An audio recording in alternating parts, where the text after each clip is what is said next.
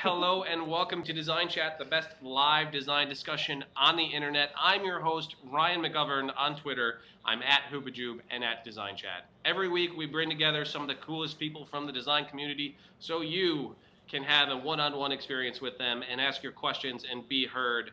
And it's awesome. And if you haven't done it, you should do it and tell all of your friends to come because it's a very cool experience. So golf clap, Steve Hartman. Thank you so much for coming out tonight. It's great to see you, man.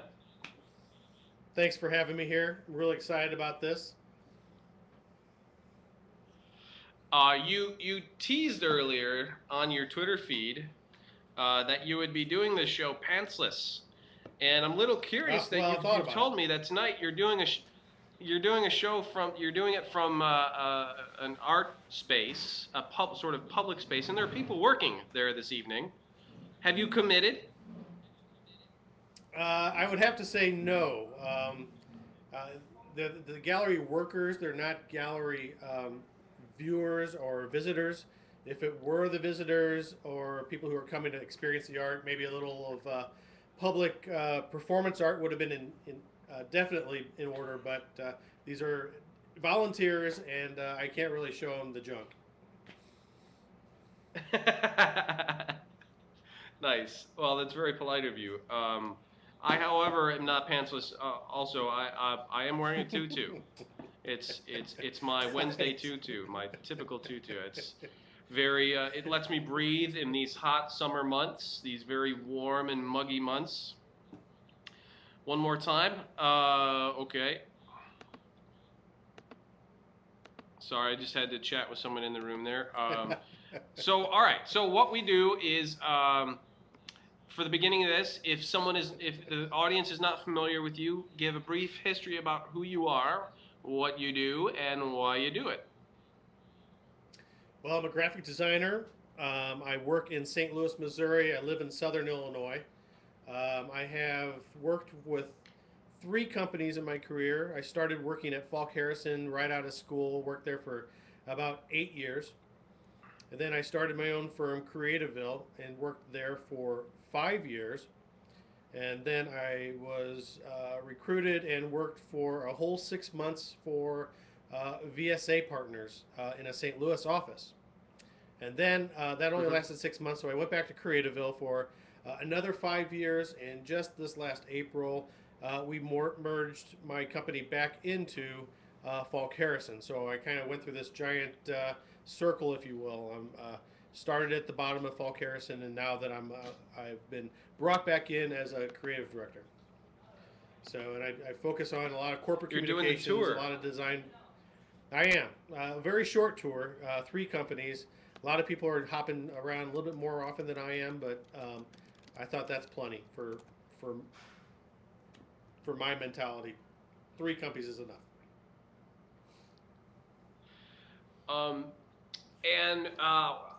I always kick it off and forget. I need to do a couple thank yous really quick to Samata Mason, who lets us broadcast from their office every week. Thank you to Samata Mason. Check them out on the web at samatamason.com. 2, 1, and we're about to have a light. Bing. Let the lights come on. And they do the CUSP conference. Want to mention that really quick every year in September. This is the 3rd year coming up. CUSP10, check out cuspconference.com. I'm going to be doing a live show from there this year in the end of September. I'm forgetting the exact date, but look it up. It's going to be awesome. And we should also mention, before we get kicked off, how this chat sort of came to be is on August 26th, coming up very shortly, is going to be the meet and greet for the STA's Archive10 with the judges, one of which you are. Yes, I am. I'm really excited about it. What I'm really excited about is coming to Chicago. And I think I had tweeted out or Facebooked out that if anybody enters any Chicago Cubs design, it's automatically disqualified. Go Cards. Oh, the rivalry is alive, even though the Cubs are being all sorts of beat up this year. The Cardinals got it handed to them last night, 18-4. So I can't, I won't say anything. It's not as bad as the what I think ridiculous like 26 hits that who was it put on the Cubs last night. It was pretty embarrassing. Anyway, this is not Cubs chat. This is Design Chat. Right. So you have been very involved in design community. You've been part of AIGA National. You've served on a number of judging panels and that sort of thing. You've taught at a handful of universities already. What is it that motivates you to participate in this community? What keeps you coming back, man? I think it's the only community where I actually understand the people who I'm hanging out with. So I can't really hang out with all the lawyers around my neighborhood. They're too much for me. I don't know what doctors are talking about. So um, I'm weird enough to be able to hang out with other weird people. So the design field, I found it in college, and I haven't looked back. So I've always been a person who's wanted to get involved and play a role and advance myself as much as I can, and so I found that in AIGA and really used it Mm-hmm. to my benefit. So, in doing this sort of round robin tour of these different places that you've worked, what what is it that draws you to a company? What is it that keeps you there? What is it that motivates you to come in with energy every day? Well, now I love where I am. I love that I'm back at Falk Harrison. I mean, it's an amazing company. Um, Probably the best move I've made. Very excited that I had my own firm. I was working for myself for 10 years. Um, During those 10 years, I found myself kind of I'm really missing that social atmosphere of working with people and getting back into that mix at Falk Harrison with people that I already knew and loved working with. That that kind of is what drives me. Coming in as a in a little bit of a leadership role there, and actually going out and you know maybe sharing with what I've learned over the last 10 years away from there is a bonus for me. I mean, I really have enjoyed teaching at the university level, and I'm trying to kind of bring that mentality back to where I'm working now. So I'm trying to share what I know with what they know, and they they're still teaching me things too. So it's a great great opportunity for me to be back. What about the teaching experience do you take into the professional experience? What is it that the professional design world can learn from the education world? Well, I think there's a great deal of experimentalism that is going on in the education form. You're always trying out new ideas, and it's not. I don't think it's very common in corporate communications or designed for corporate communications to be all that experimental. And I think being able to kind of bring that thinking back into some, you know, corporate work, say annual reports or sustainability reports or branding or whatever, um, experimenting and pushing yourself to try new things is kind of what excites me when I'm working on projects now. Yeah, there's always this argument about, when you're coming up with your initial concepts to present to the client, are we doing the concepts that we think the client needs or the concepts that the client has specifically asked for, or are we doing the things that are expected, and how are they going to react to those sorts of ideas, Should an idea scare Right. you? Where is it going to go from there? Can it work? Can it be sustainable in business? Are they going to accept that? Because we have a great responsibility, right, of creating these things that end up influencing the sort of visual culture of these other businesses that we have, nothing to do with, or completely outside of it. Where does Oh that yeah. talk about Falk Harrison and sort of like what their approach is to that relationship? Well, I mean, our approach is when we go into a company or new company, we really get to know them. We really get to know what their messaging has been, trying to help them develop what their message is going to be. And our tagline is "Discover the Remarkable," and we actually live that when working with a client. So we actually go in and actually try to discover what is remarkable about this client, and then help them develop that voice and present themselves as such. And that's where we come in with a lot of work that's either really kind of pushes the envelope, and we also come back with stuff that hits it right on target, and then we may come in with something that's hits it on target, but maybe a little bit in a safer way. So we're always Uh-huh. trying to push our client, and I'm never afraid to scare the client with an idea. Um, they can always say no.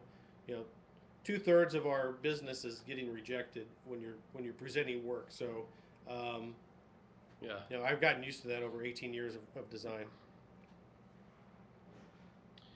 That's something I noticed when I was going through and I did the blog post about Falk Harrison and the work that you've been involved in, is that the variety, the breadth of different types of clients and businesses that you guys do work for is amazing. I mean, it was all over the board. Is that an intentional move? Is that something that just sort of happens? Right. What I've experienced or what I've seen, I think when you go from if you look at a larger market like say maybe Chicago or New York, and you compare that to smaller markets, say like St. Louis or even smaller like Wichita, you'll find that in the smaller markets, people are more of a generalist, and they're actually working on lots of different types of clients. And so in St. Louis, as a smaller market, we're feeding on clients that Uh-huh. could be a Fortune 500 company, or one day, and then the next day we're going to be working for a university or a presidential museum. It's You just have to be ready when you're working in these smaller markets to, you know, solve that problem for depending on who shows up. So then you guys prefer to work with more local people. Do you have clients outside of your area or in other countries or that sort of thing? Now, most of our work is regional. I think we kind of focus on the Midwest region. We stay out of this Chicago market for the most part. I think you guys have pretty much a good solid lock on great designers. You can't compete with some of the designers that are in Chicago. I'm gonna come up and knock you down at the STA, but you guys do great work up there. But so in the surrounding markets, we do a lot of work in mostly around the St. Louis area, down in Nashville, Tennessee area. We have had clients in the over in Kansas City, the other side of Missouri, up into Illinois. So it's kind of regionally based. We're not limited. We've had clients that have been in New York and New Jersey. We've done work with Donald Trump and his casino gaming companies that he's owned. And we've had clients down in North Carolina and out in Oklahoma City. So it's all over the board. I've done work. Obviously, I've did pro bono work for the AIJ National, but that I don't think that really counts. It's because I'm involved. So Tell us, or just tell me, either way, because I'm curious about the experience with Donald Trump and his businesses. Because I would imagine, dealing with him or anyone else within his organization, they're going to have a pretty solid and committed idea of what they want and where they want to go. The way they do business is probably different than a local, sort of, small business or mom and pop shop. It's going to be a very different experience. right, I can't actually talk directly to Donald Trump as a client. They weren't my particular client, but what I can talk about is the people who actually we worked with, who worked for Donald Trump, was a relationship that had started previous to Trump. They made an acquisition of a client of ours, and took the staff with them to Jersey, where our staff worked. They just brought our creative with them, and then since Donald Trump sold that gaming company back, or they spun off, and we continue to work with them today. And it's more or less we've built this relationship with their existing management that they love working with us, and they don't feel like changing, Uh-huh. and that has kind of actually insulated us from probably the way Donald Trump runs things. Do you have difficult clients? Do you have clients that you're constantly battling with, or do you feel that all the relationships are just ice cream, man? Just smooth sailing. Well, they're they're all relationships, and so not all relationships are easy. We've had clients that are hard and difficult, and we've silently wanted them to kind of leave, and maybe eventually they did, just from feeling the vibe from us. But We really work hard to work well with just about anybody. Maybe it's our Southern Illinois, Midwest, easygoing nature that we hate. We're easy to get along with just about any personality type. So, we know the importance of maintaining a relationship, regardless of any type of bickering or hot-headedness or any type of ego. We really focus on making sure our ego is set aside when we walk into the boardroom with a client. In the end, they Hmm. really are the boss. They they understand that we have an expertise that they're purchasing, so they're generally not that bad. Most of our clients are pretty much awesome clients, so I can't say one bad thing about any of them. They're all watching tonight, so Talk a little bit I can't. about, yeah, right, yeah. Talk a little bit about the environment there at Falk Harrison, because I mean that's the post that we did. We showed all the work from that website. If I'm a designer walking in there tomorrow morning to work on a project, what am I going to see? Well, you're going to walk in, and it's a one-story. We're in a kind of an industrial area. I mean, the place could be billed as a warehouse, but we've kind of built it up inside to where you walk into this office. It's got a really contemporary feel. All the designers and staff have their individual little pods built right down the middle of this thing. The individual, actually literal huts that are oddly shaped right down the middle of this warehouse, and they all kind of have their own little area or cubicle, as it were, decorated in their own personality. And people are really into what they're doing. Our president, Steve Harrison, sits out right in the middle of everything, out in the open. Doesn't shield himself from the staff at all. So he's always available. He's always sharing ideas, looking around, and people like that. And they welcome what Steve has to say, and we all kind of get up and walk around and see what else is going on. It is kind of a quiet atmosphere. We're not rocking. We don't have DJs that are spinning anything. It's kind of a quiet, subdued. Occasionally, you'll hear someone do something silly and goof off a little bit, but it's really relaxed and really focused. So I forgot to mention, I already see there's a question that's popped up. The really interesting thing that we're doing here on this vocal platform is that if you're an audience member, you can ask questions. You can ask text questions, or if you have a webcam, you can hop right on the video with us and have sort of a face-to-face discussion and question. So I encourage all of you to enter at least one question tonight, and keep this sort of participation thing going, because this is a neat thing that's happening right now. It used to be that we were just reading our design magazines, our how magazines, print, whatever have you, and reading little interviews and stuff to meet other people and see what's going on in the country and that sort of thing. And here we have this opportunity every week to get together with someone who does really interesting work, like Steve Hartman, working at Falk Harrison down there in St. Louis, just outside of St. Louis, I believe. And it's awesome. So really take advantage. There's a little red button that says "Ask a Question," I think, and participate, guys. Really, let's keep this thing rolling. So in that sort of spirit, you were talking a little bit earlier about your participation with AIGA on the national level. Why don't you tell us a little bit about that and how you got involved? I really got involved back at Falk Harrison in my first stint there. We had two creative directors there. Both of them were local presidents of the St. Louis chapter. Had got me involved.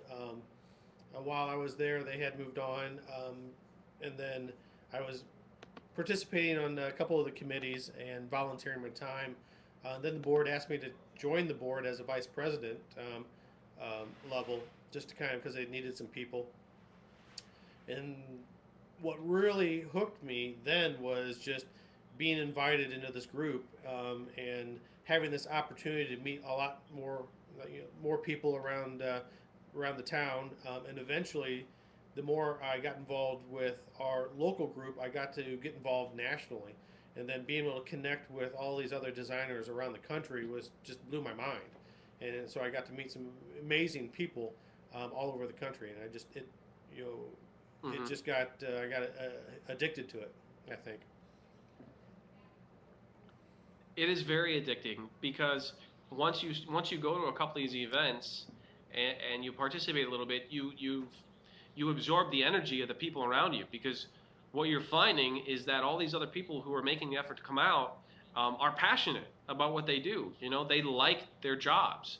You know, and Right. it's for not everybody. Not everybody has that sort of gift, right? To come into work every day and really enjoy what they're doing. And I think there's a higher percentage in the design industry. I think we're lucky to have these jobs, and it just means you should work that much harder, at what you do to kind of prove, your worth, that sort of thing. Um, Talk a little bit Yeah, about, I don't hear it. what you're. Go ahead. Oh, yeah, I was just gonna say that I don't hear anybody saying that they accidentally fell into design because they wanted to be an accountant, or they had to fall back on graphic design. I would say that 100% of Right. us chose graphic design because of some sort of creative ability or problem solving ability that we have, um, and it's just pervasive, I think. Talk a little bit about why a time when you loved your job and a time when you hated your job.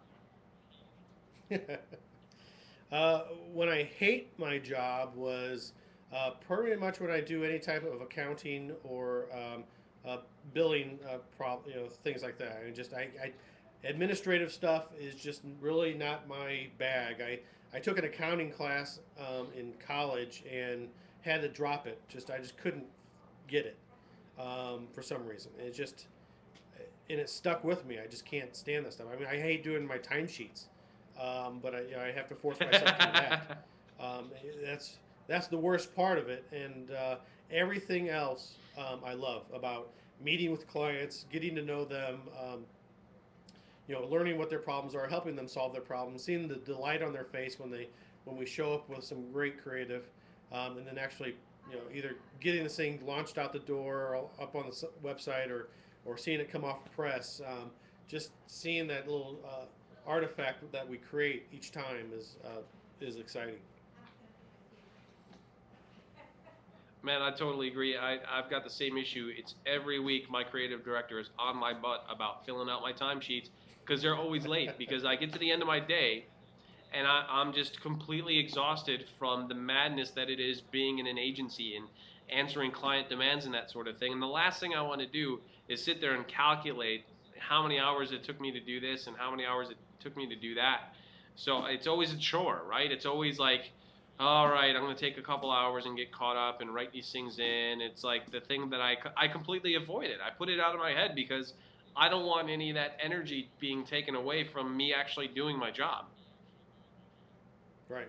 No, I agree. And when you get to the point where you're more of a leadership position, and I really need to stop and stay focused on this, is that the number is really important at the end of the day, because if we're not filling out those timesheets and we're not sending out those invoices, there really shouldn't be in business. And that's probably the number one thing I learned from being out on my own, and that's what I bring back to Falk Harrison.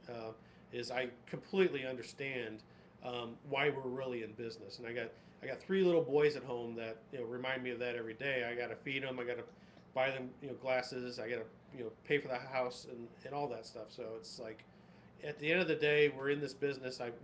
We're lucky enough to have found a field that we love to do, but we really do it because we need a job so we can pay the bills. I totally agree with you when you start thinking about your family and your motivations, that sort of thing. I saw a really interesting interaction this week. Um, a guy named Alex Boguski, who is part of Crispin Porter and Boguski in Denver, is doing some interesting live video things and interviews and that sort of thing. And recently just interviewed his dad, Shampton Live in the chat room. Thank you for pointing that out this week. He's the one that pointed me to it. So his dad is also a designer, right? And so he's sort of retired. He's not really working for anybody, but doing stuff for himself on the side. But what's really crazy is this guy who is probably close to 70 years old at this point is participating in I think it's 99 designs, and there was another one where he's doing spec work, and he's still doing logos for people because he's addicted to designing logos today. The man's 70 years old, and he's still passionate about making these things. And it was really cool to hear this conversation about how Alex Boguski sort of grew up in that environment and just sort of expected that, oh, doesn't your dad have something that he published on the wall? And what a cool environment. I just can't wait to have kids and, like, involve them in what I do and have them play, because it's play. For me, it's like playtime, right? It's like, it's a lot of fun.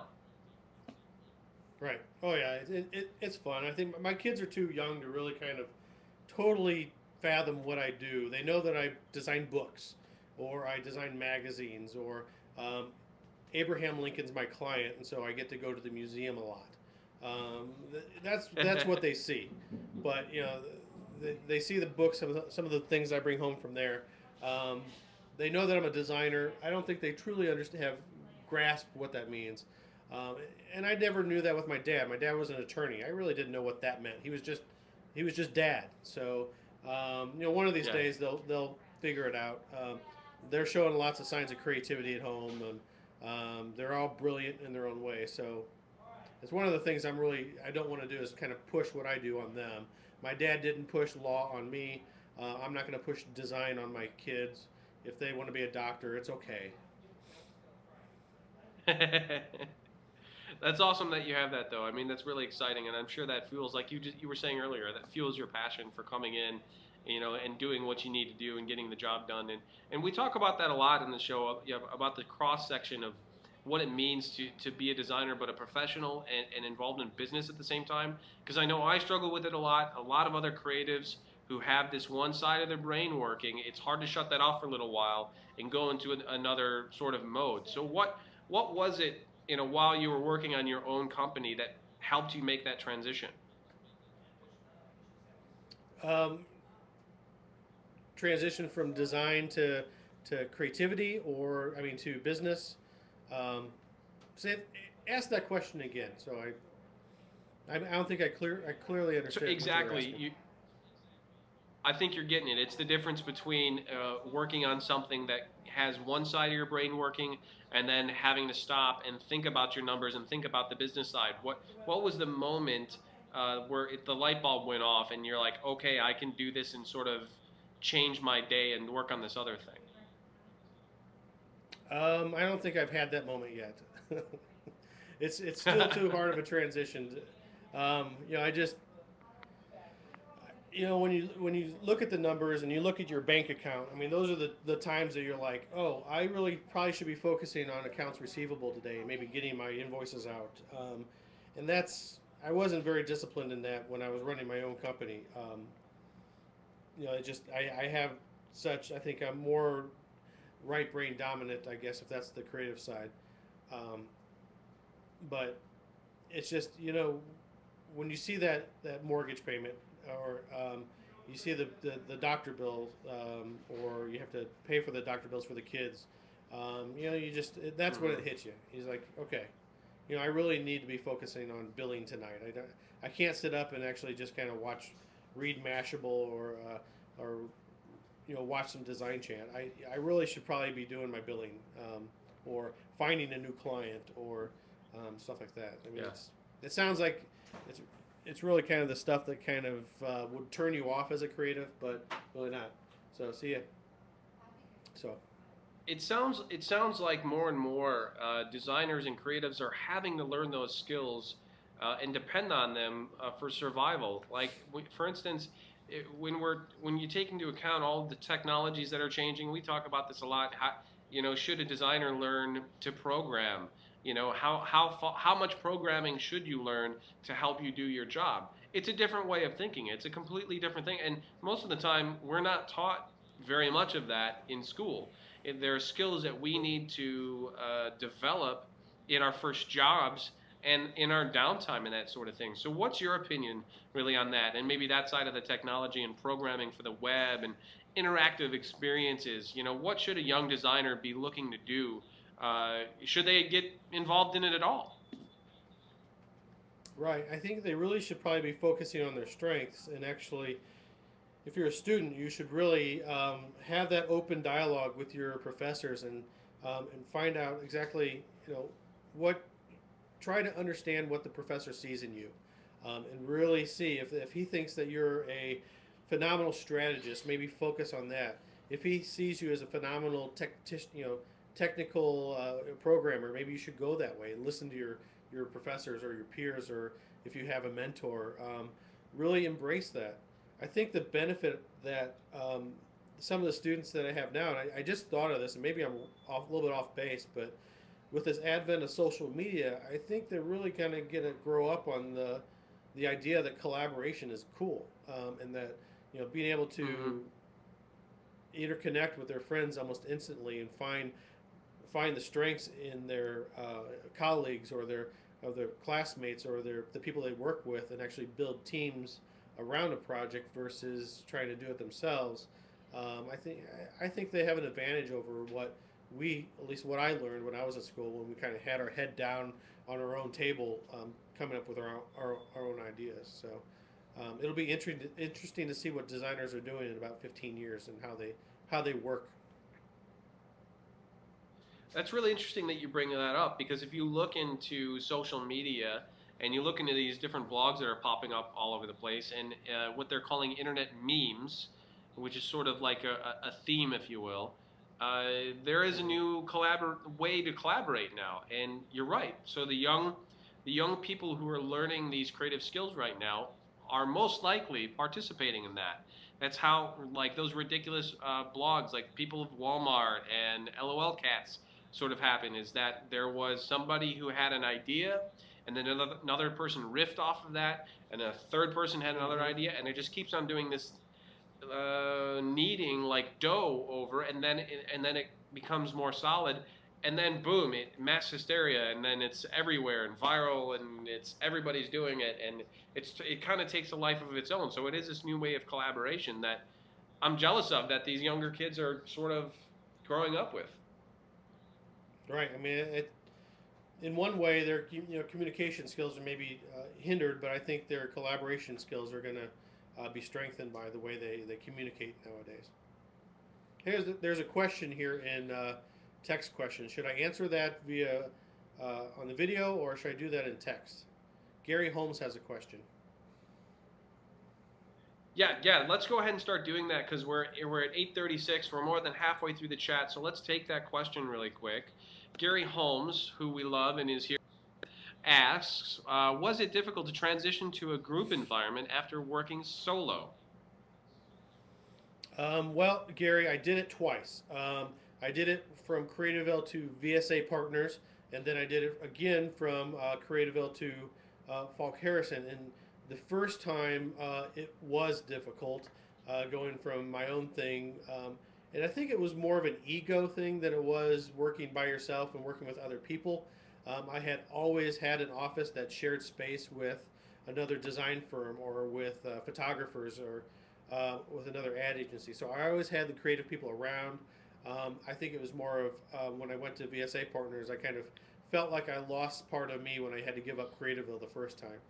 The second time was completely different, where um, you know I was okay going back to Falk Harrison because it was people who I already worked with and really enjoy their company, and so I was you know I think felt a little bit more honored and a little bit more excited to go back with my friends and go back to work with them. So, two completely different scenarios.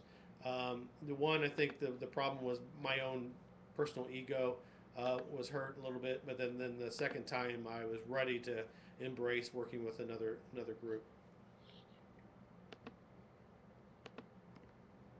Thank you, Gary. Question. I'm very excited to say we have our first live video question of the night. Who I am going to bring on Paul Stonier really quick, who is one of our new bloggers on DesignChat.info. So let me bring him on. Hello. What's going Hey, on, So, Paul. Paul? Steve, hey, you have the project called Small, the small design firms in small towns. And I'm wondering if you could give us just a little riff on what that is and what the status of the book is. Right. Well, it's nowhere near book form. I don't know how long it takes for anybody to write a book, but the concept is still there. I'm still at the very beginning. I mean, it's one of these things that I'm doing in my free time, which I have very little of now with 3 boys at home and a lot of activity. But it's one of these things I have been fascinated with, have been a small designer in a small town, and how you know how these individuals are participating in their own town and what are they doing with the larger community. I still am really interested in that. I still want to hear from people on that. I have a LinkedIn group and I have a Facebook page on that, and still have a strong interest in that. But it's all about finding the time to actually do the research and get the people responding to me. So by all means, if you know of somebody who fits the mold of being a small designer in a small town and playing a big role in either their community or in the larger design community, I still want to hear about them. They're definitely heroes in my book. I know how hard it is to be that person, and how much of a struggle even today in the economy today, how hard it is. So yeah, if you know of anybody, please find them. Help me find them. Absolutely. And have you found any real surprises from that experience of getting that information? Yeah, there have been a few. There's some people who I haven't been able to get a hold of. Um, it's you know there hasn't been any like real standout people that I found. It's a lot of the people that we found or people have found for me didn't fit the original demographic um, of a small shop, 3 people or less, working in 25 miles outside of a major market. It's always been you know um, kind of within some larger markets. So I almost feel like I have to kind of change that criteria. But I have found a couple of handful of people who I can't say off the top of my head who they were, but their portfolios were just gorgeous. I mean, there's some amazing work being done that's just not being highlighted out there. Great. Thank you. Agreed. Paul, stay with us for one second. Steve, totally agreed on Sure. that point, and that's one of the big reasons why we're reaching out and we're doing this interaction is that we totally agree. There are so many people who are doing amazing things, and it just if it doesn't get published in a design competition or something like that, it doesn't get a whole lot of coverage. There are amazing people. That's why we do this. People keep on participating in the community because it's going to benefit everybody seeing the amazing work that's happening out there right now. And Paul, while I got you on, I mentioned a Yeah. second ago that you are a new blogger on DesignChat.info. Why don't you, while we got you on, why don't you do a little intro, a little quick background about yourself and who you are and what you do? Sure. I'm a big type nerd, so something that you'll notice from the majority of them will be typographically related in one way or another. Um, I I work a little bit at a small design firm in a small little town. Well, it's a small city called Elmira, and it is a little 3/4 person company, and we Mark Rubin, the initial designer, has been in business there for 30 years, and I just posted up the link for him, and I designed that website for him. I do work for him, and then a little bit of stuff in house at a couple other places. And Then Paul, is it I true run that you are blogs. freakishly tall? I am 6'4", and my wife is 5'1", so that makes it interesting. And the other thing is I'm the new education director for AIGA Upstate New York. Bravo, my friend. We're super glad to have you on the team and looking forward to all your typographical nerd type posts. We love them. So thanks for coming on and setting the trend to ask a video question. I encourage all of you to do the same. We'll talk to you soon, Paul. Absolutely. Thanks. Cool. Yeah, so folks, in the chat room, please ask more video questions. See how fun that was? Paul had a great time, couldn't you tell? Yeah, check him out, paulstonier.wordpress.com. And on Twitter, Paul, throw your Twitter handle in there too. Um, and what's really interesting, if you like his type of posts, you can go on the site and just click on his name on any of his posts, and then you get anything he's ever put in there. Twitter user in the chat room says, "I'm not wearing pants." That's amazing. I'm glad that sort of thing can happen.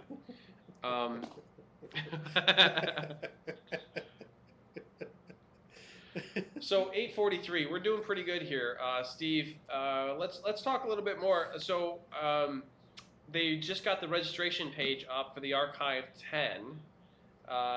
This is your first time judging for that event, is that correct? It is. It is my first time judging in Chicago. I'm putting the link to the registration page or the events page on the STA website. I encourage all of you to go there and register if you are in, around, or near Chicago or accessible, so you can come and heckle Steve for being a fan of the St. Louis Cardinals. I may have to wear my Cardinals hat, maybe my pool hole shirt that night. So if you see a bald guy walking around in a red shirt with the number 5, that'll be me. I do have to say that on the poster they got the silhouette just absolutely perfect on the person they chose for my silhouette, and I love it.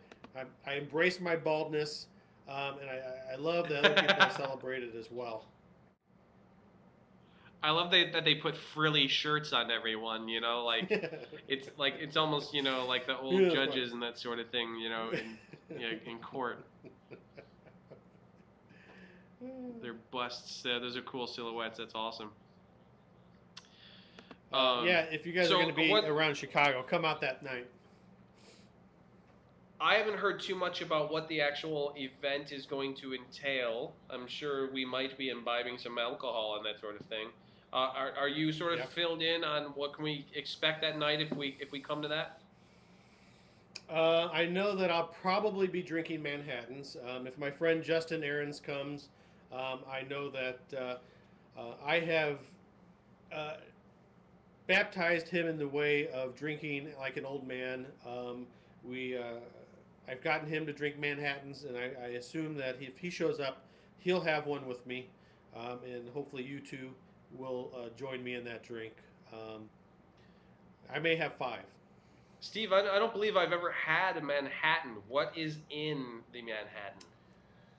I like my Manhattans with Maker's Mark bourbon, and ice, and a cherry. Typically, people add a sweet vermouth, maybe some cherry juice. I prefer mine pretty dry, maybe just a touch of sweet vermouth. But for the most part, it's Maker's Mark, cherry, and ice.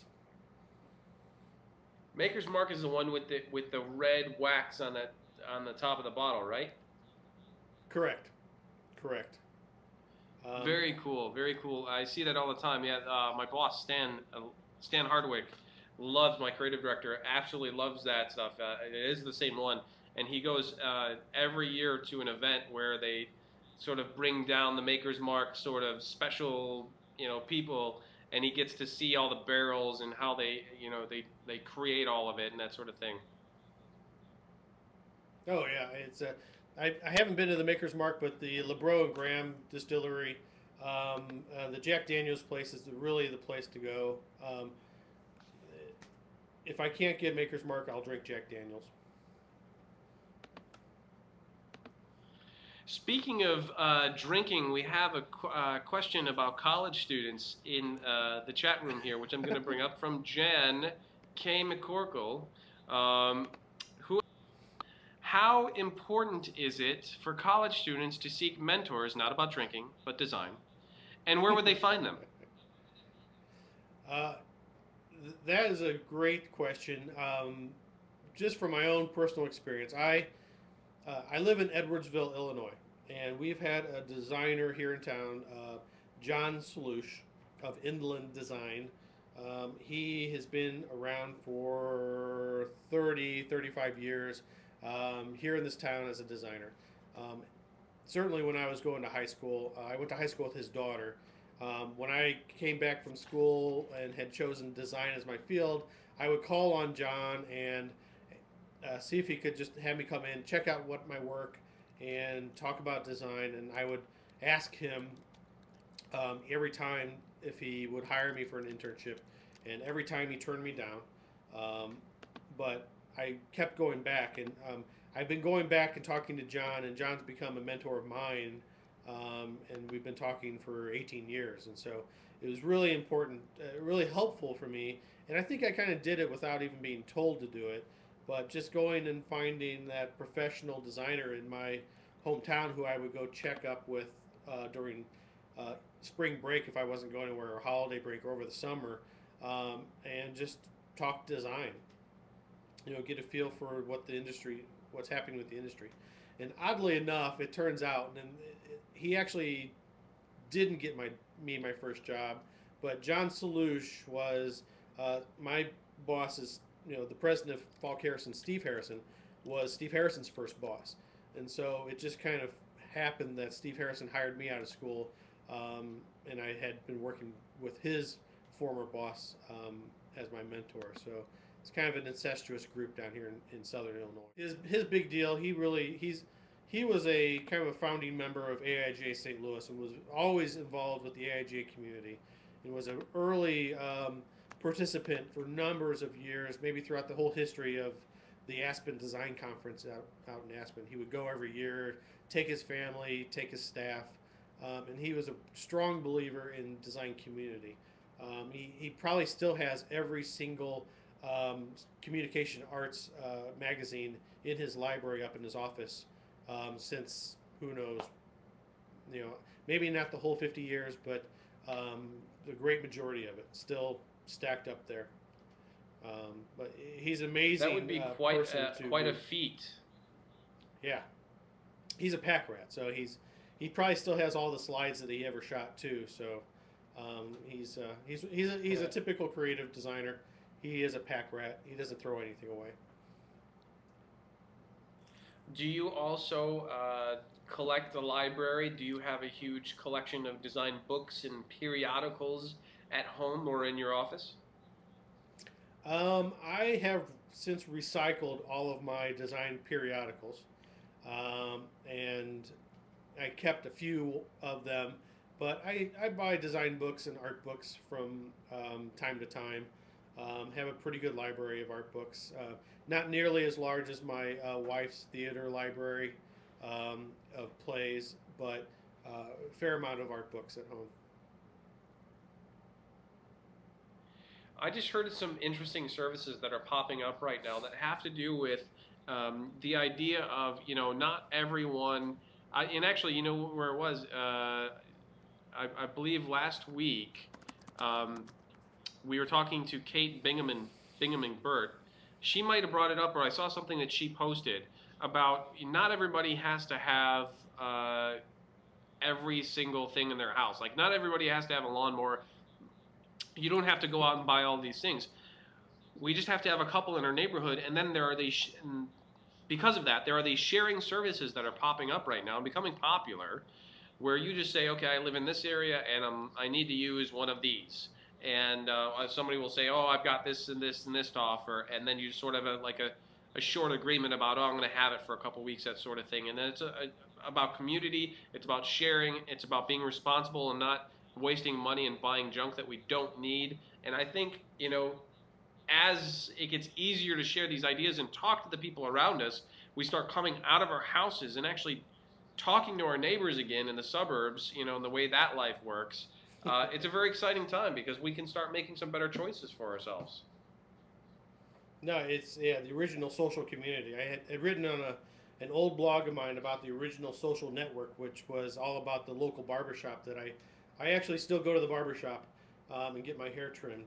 And I wrote about that shop as being the original social network where you would go in without an appointment. You would just sit in there for up to 2 hours waiting your turn for your haircut. And that's where you got all the scuttlebutt about what's going on in your local town. I mean, that's the way things were. And I think that's what, I think the service like what you're saying is perfect. Our service is we have all the kids in the neighborhood who are in everyone's houses, and so obviously we have to chase them down.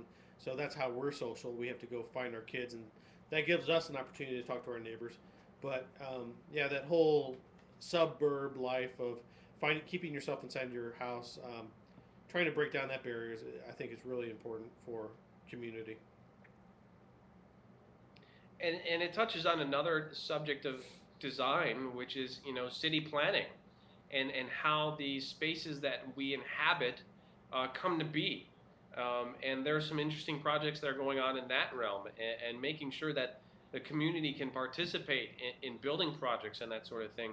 And really, a really sort of disappointing facet to suburban life is how it's sprawled out, and you have to be in a car to go anywhere, and you never see anyone unless you seek them out, because everybody just lives in their little houses, and there's no reason to, growing up, it was still sort of the custom that you talk to your neighbor to borrow things, and you knew their names, and they were coming over, and you'd have dinners together, and that sort of seems to have died off, and I'm hoping we're seeing a resurgence right now with these new social tools, to depend on that, to realize that there are people around us that can help us, and be friends and that sort of thing.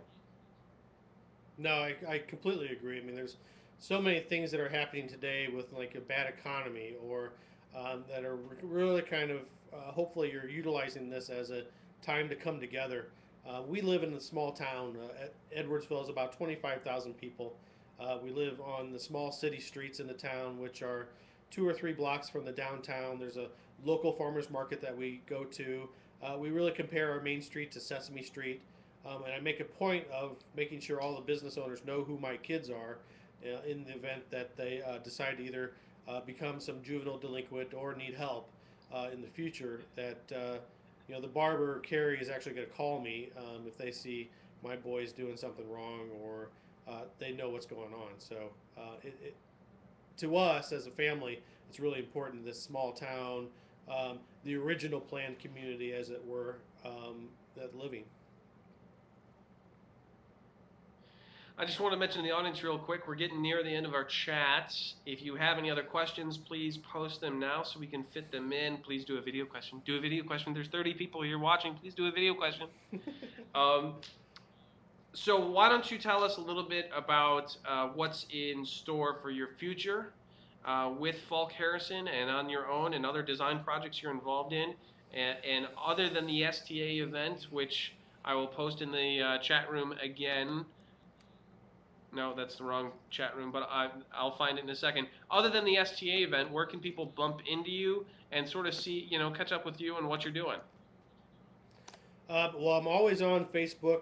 You can come find me there. I'm pretty liberal as far as if you're a designer, I'll probably friend you, or if you have some mutual friends. I'm on Twitter at Creativeville. I'll put that up here real quick. I'm sure people have seen it.